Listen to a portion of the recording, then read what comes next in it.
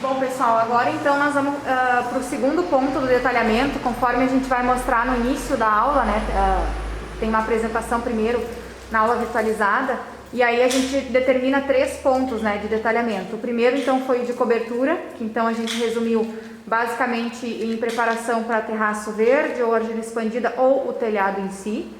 O segundo ponto que a gente vai mostrar agora é o encontro entre o lado interno da casa e as varandas ou balanços que a gente tem, né, do lado externo, né, que a maioria de vocês tem feito, que é uma maneira de ou proteger as esquadrias ou de realmente proporcionar uma varanda, né, uma sacada nos dormitórios ou em alguma sala de estar, enfim, conforme o projeto.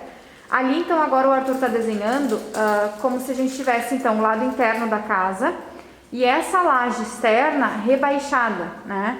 Então, esse é um detalhe que vai começar a aparecer agora, nessa fase, que é o desnível mínimo que a gente tem que ter quando fala de áreas externas ou de sacadas. E aí o Arthur está construindo, né, essa lógica a partir do detalhe 2, né? Essa laje que ele está desenhando seria a laje interna. Ali a gente tem o encontro, na maioria dos projetos ele acontece na viga, né? Na viga que separa, então, a possível esquadria que está ali alinhada e a parte externa.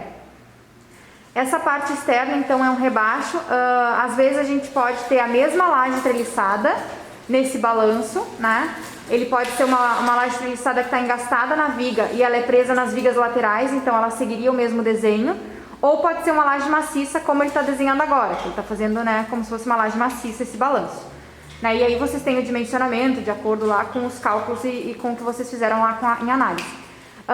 Essa transição, então, agora precisa ter as mesmas camadas, né, de impermeabilização, enfim, que é o que o Arthur vai começar a mostrar. Teria uma linha em vista ali no final, que a maioria de vocês tem, né, que é quando a caixa lá na composição ela termina aqui, né, então isso aqui geralmente tem uma linhazinha em vista lá atrás da residência. Né? E a esquadria está posicionada exatamente sobre aquela viga, né? Na maioria dos casos. Então agora o Arthur pode ir falando o que ele está fazendo, se ele quiser acompanhando. Isso. É legal pensar na mesma lógica que a gente tinha no telhado para pensar agora a sacada, justamente porque a sacada é o quê? Né? Uma peça da casa que pode acabar pegando água. E no momento que pega água pode infiltrar. Ou seja, a gente tem que pensar na impermeabilização desse espaço. Então, pensando que essa é a área de sacada, a primeira coisa a se botar em cima da laje é a regularização, para a gente depois botar então a impermeabilização. Por isso, eu já fiz como lá em cima, mesma coisa, a regularização também é um concretinho, como a proteção mecânica, e ela vai fazer então também esse detalhe de curva aqui no final. Lembrem que ela também serve para amenizar os cantos retos da impermeabilização. Tendo ela feita, a próxima etapa é literalmente a impermeabilização. E nesse caso, na verdade, o que ela faz, ela entra um pouco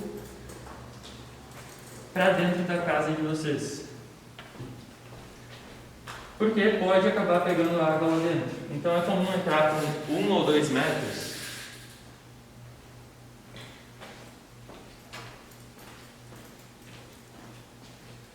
para dentro da casa. Lembrem que a impermeabilização vocês podem representar com tracejadinhos.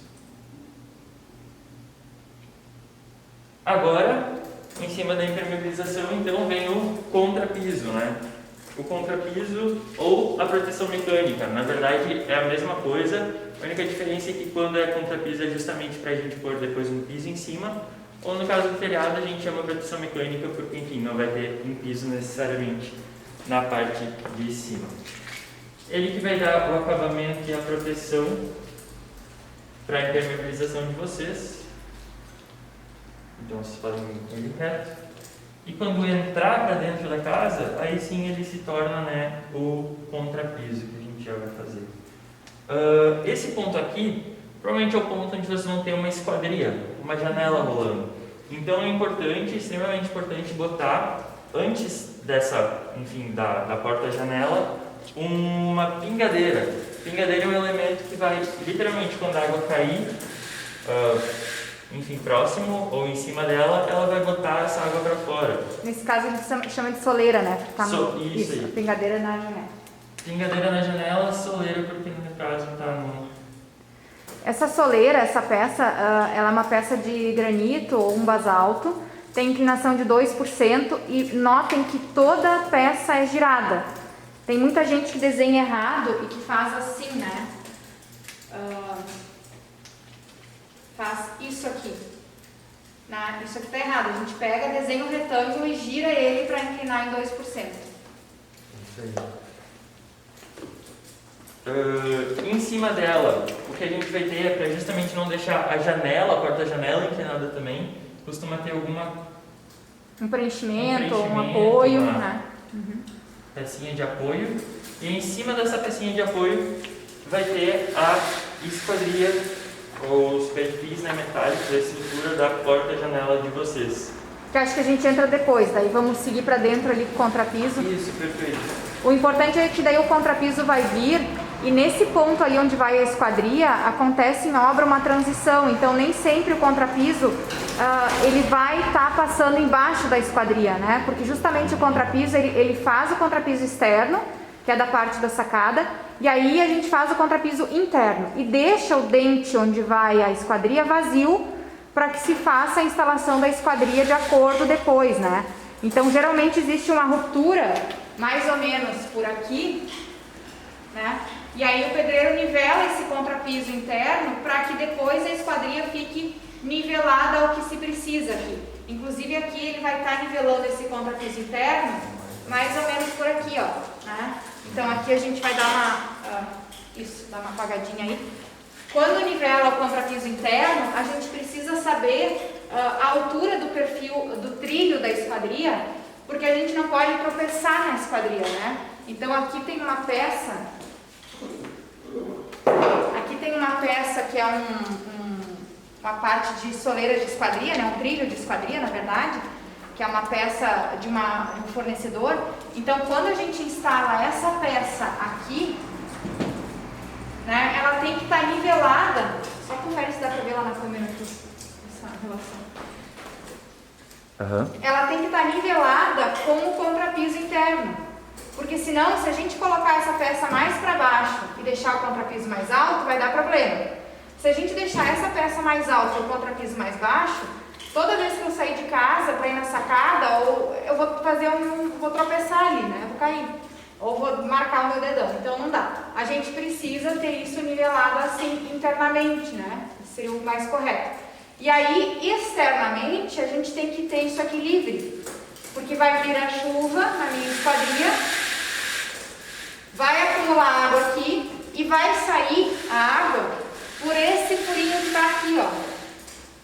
Tá? Esse furinho que está aqui é o que vai fazer o despacho da água quando ela vem aqui em cima. Então, ou quando ela vem pelas folhas da esquadria. Então, essa altura aqui do trilho fica liberado do lado externo, mas essa altura aqui do trilho fica alinhado com o contrapiso interno, né, no lado de dentro da casa. Então, quando a gente desenhar isso aqui, é importante ter esse contrapiso interno nessa altura, tá? E isso vai ter variação, porque aí vai talvez precisar de uma altura maior ou menor, dependendo dessas soluções. Isso aí. Bom, então tá. Tendo agora mais ou menos a noção da altura que a estrutura da janela vai estar, que o trilho da janela vai estar, a gente pode finalizar aqui o piso. Basicamente o que a gente tem, depois do contrapiso vai ter uma camadinha fina de argamassa.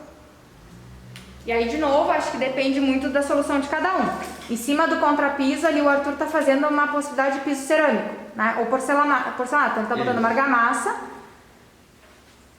E aí? Vai colocar ali a cola, essa argamassa colante, né, que às vezes já é direto isso, e daí já coloca o piso. O piso pode ter milímetros, né, a gente tem pisos super finos, porcelanatos ou cerâmicos, e tem pisos mais grossos. Então se vai ir ali dentro um laminado de madeira de 2 centímetros, aí de novo aquela esquadria, né, vai ficar alinhada com o piso, porque o piso faz parte dessa explicação que eu dei anterior. Eu não posso depois colocar o piso, né, e esquecer disso. Então a gente precisa dar esse alinhamento, né, para que funcione. E aí esse piso que vai em cima, podendo ser um laminado, um piso cerâmico, que nivela com aquele trilho que a gente falou antes. tá? Perfeito. Do lado de fora a gente tem a mesma lógica, então. A gente tem o contrapiso, produção mecânica, enfim.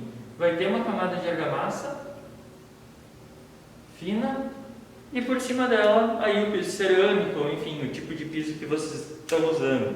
Não é recomendado usar laminado nem vinílico também, apesar de ser protegido para áreas externas pela questão da chuva direta. Mas então a gente segue a mesma lógica na parte da sacada.